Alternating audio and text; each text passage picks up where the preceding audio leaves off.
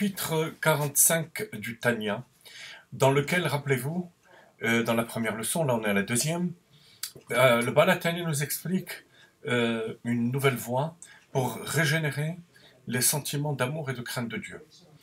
Ça passe par Midat HaRachmanut, réveiller la compassion sur notre propre âme et sur l'étincelle divine qui anime notre âme, qui est descendue de très haut jusqu'à très bas, et cette descente étant accentuée par nos mauvaises pensées, paroles et actions.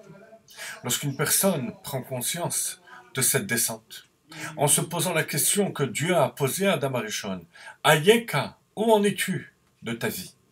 Qu'as-tu fait de tes années qu'Akadosh Baruch Hu t'a donné?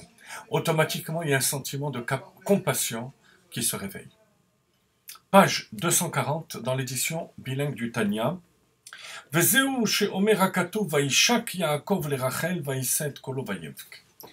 ce qu'on voit dans Parashat Vayetze, lorsque Yaakov Avinu rencontre Rachel. Le verset dit que Yaakov embrassa Rachel, Vaïsaït Kolo, il éleva sa voix, pleura, et dit à Rachel qu'ils étaient de la même famille, qu'ils étaient cousins.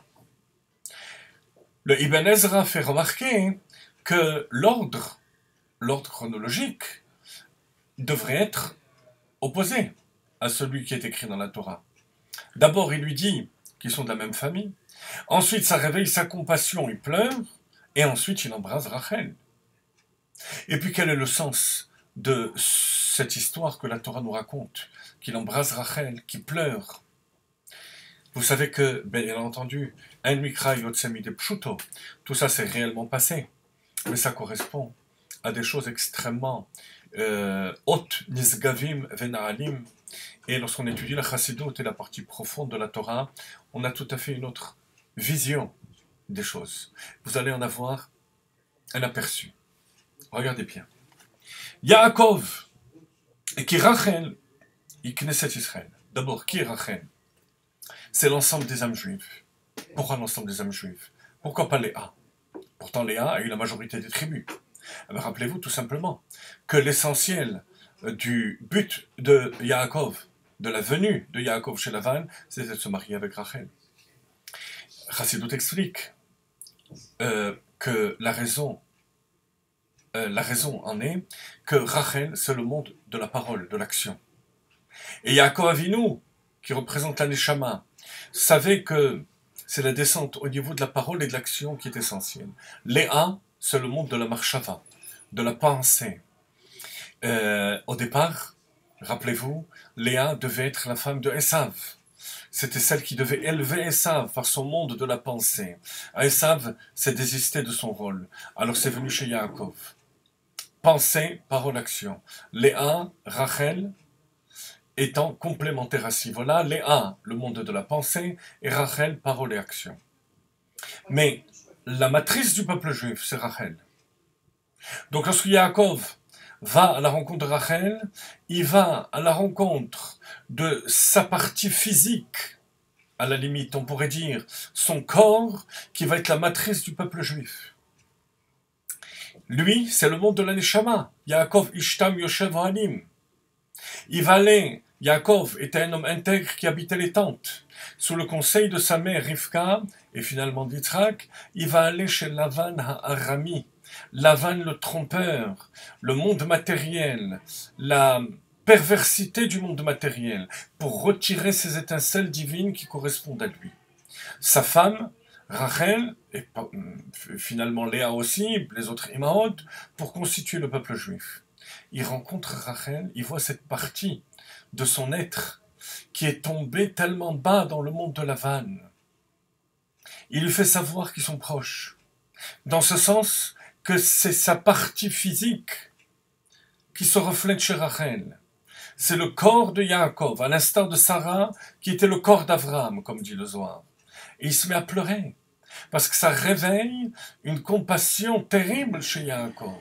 De voir, de prendre conscience que son corps, que sa partie matérielle est tombée si bas. Mais bien entendu, juste avant, il la rassure pour lui dire qu'ils sont quand même proches, qu'il va ramener Rachel Léa, les Havdi, les moutons, toute cette partie matérielle qui est chez Lavan, qui a détourné ces étincelles divines dans son monde.